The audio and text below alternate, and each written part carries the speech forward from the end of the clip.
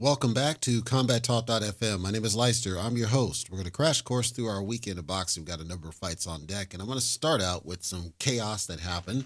I also want to talk a little bit about WWE, not spend a lot of time on it. WWE, of course, WrestleMania wrapped up. Excessive amounts of hours. I wasn't really, I'm not going to waste time on it. The Rock's gone again. He's gone back to Hollywood, I believe it is. So all the fun shit is pretty much. I mean, they have other things, like Drew McIntyre, but none of them came close to The Rock. The Rock was doing big stuff. The Rock was doing great stuff, and none of them could come close to him. And that showed. He basically exposed the whole locker room, and he spiked business. We could talk about the CM Punks. He's injured. His promos are good, but he's injured. He's old. The Rock's old, but he can still go. Punk, he can't. So I wasn't impressed with anything else that's there. Then I know some people were talking about the women's matches. I believe that you need sex back in wrestling because you need to sell the core demographic. I believe that. It's not about the matches.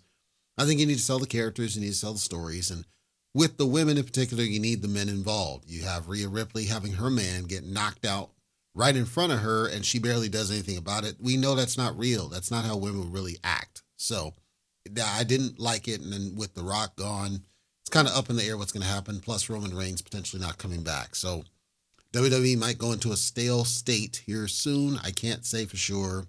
There was a lot of crazy nonsense at WrestleMania that I wasn't a fan of. So all the good stuff I told you about, if you focus on the Rock stuff, it was great. Everything else is like, man. And then Austin didn't show up.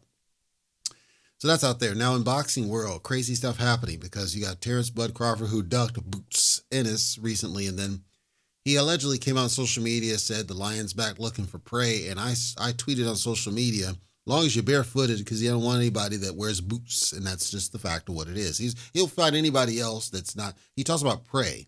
Prey is somebody where you're the A side. He doesn't want somebody where he's the A side. He wants to be fighting against somebody who's going to be the B side against, and then he'll want to declare he's the A side, that being Canelo.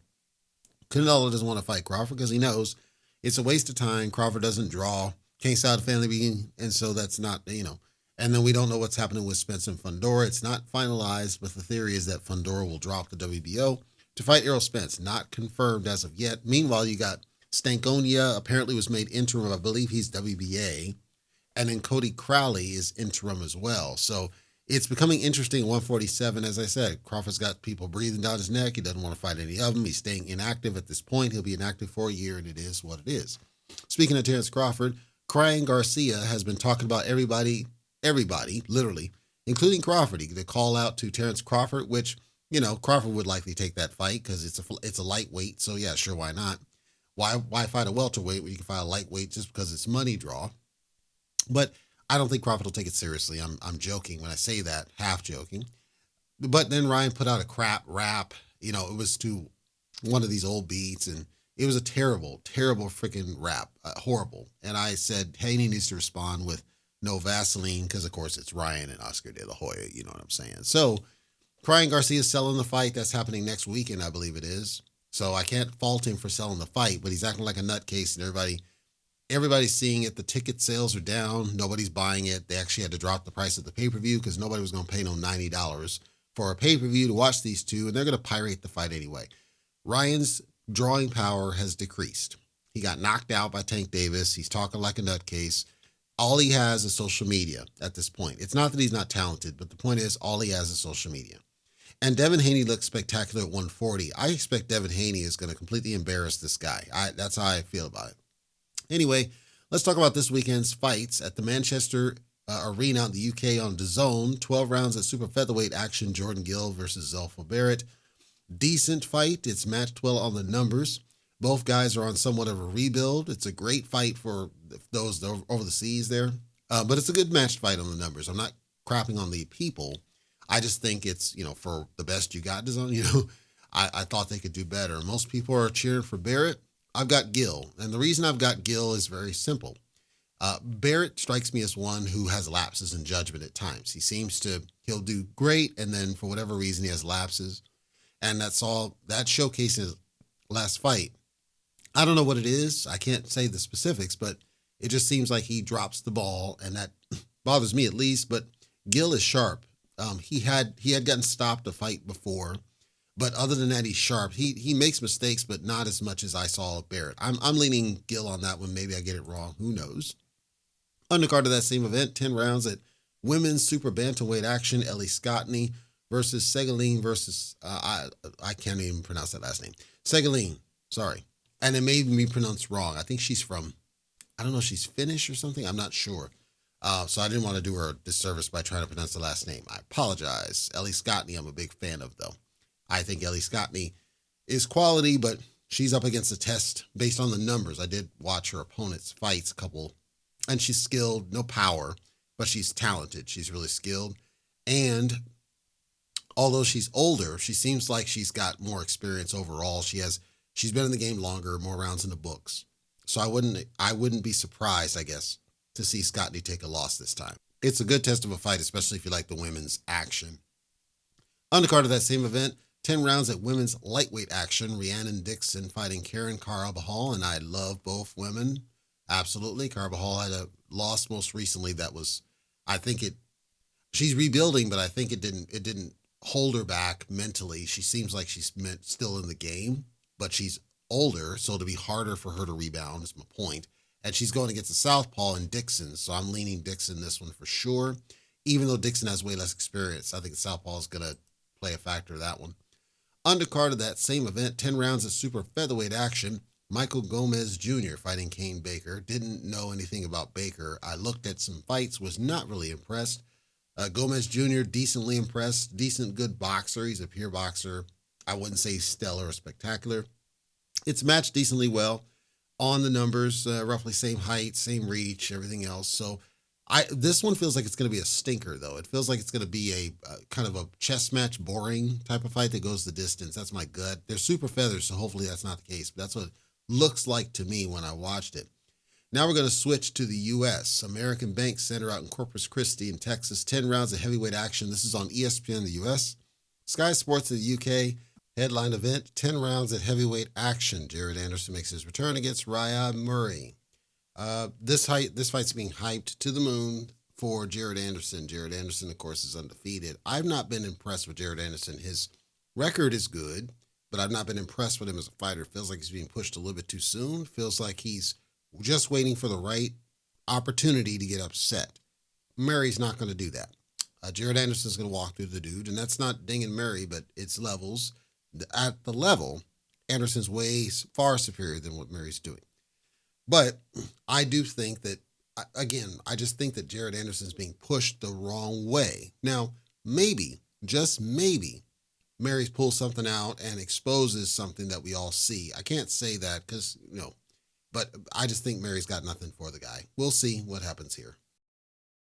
Efe Ajagba fighting Guido Vianello. Really good fight. He had that, I got completely dominated. But other than that, he bounced back. He's been solid. Other than the DQ in his favor, other than that, he's been solid since that complete, wash that he experienced on decision. And then Vianello is a decent, good fighter. He got stopped in his last fight, but he's power. He's rangy. He's a good fighter. It's just he got stopped. So I think it's a good match is my point. I think it's a good number match. I think they're roughly equivalent, believe it or not. Close to the number of fights. Ajagba's been in the business a little bit longer, but I think it's a good match for both guys. It's a good match to see as rebuilds and Ajagba to continue his momentum. I think it's a good fight to have, especially if you're going to be non-pay-per-view, and this is ESPN Plus, so that's good. Undercard of that same event, 10 rounds of super featherweight action. Henry LeBron fighting Charlie Suarez. I had not heard of Suarez. I do know LeBron, but Suarez I hadn't heard of. I checked him out from the Philippines.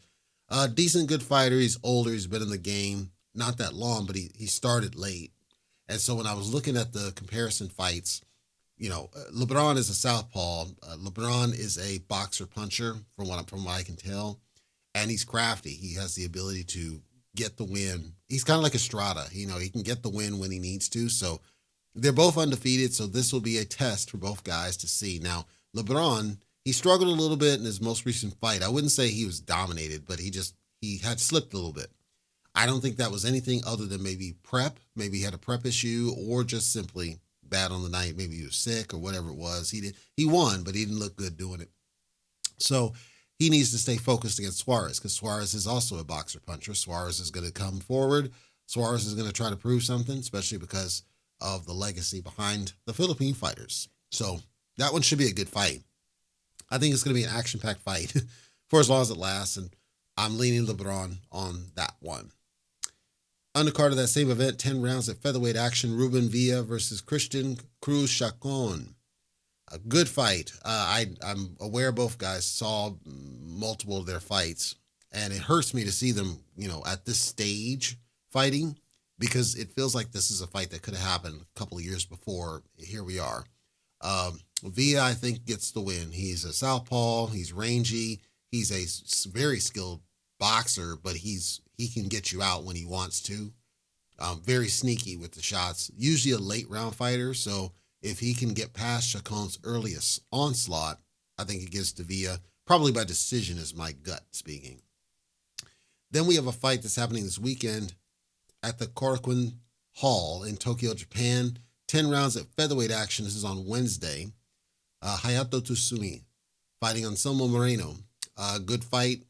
Good, both solid. Moreno's older. Moreno's coming off knockout losses. I say it's a good fight simply because Moreno's going to be working hard. He's not going to lay down. And it's a good test for Tsutsumi because he doesn't have a lot of experience. So Tsutsumi should walk through him, but don't be surprised if Moreno gets his hand raised against this because Tsusumi's early. He's really early in the game. He's only had, 5 fights or 4? So it would not surprise me if Moreno pulls something out. That's what we got on deck in the boxing world. We'll check in next week.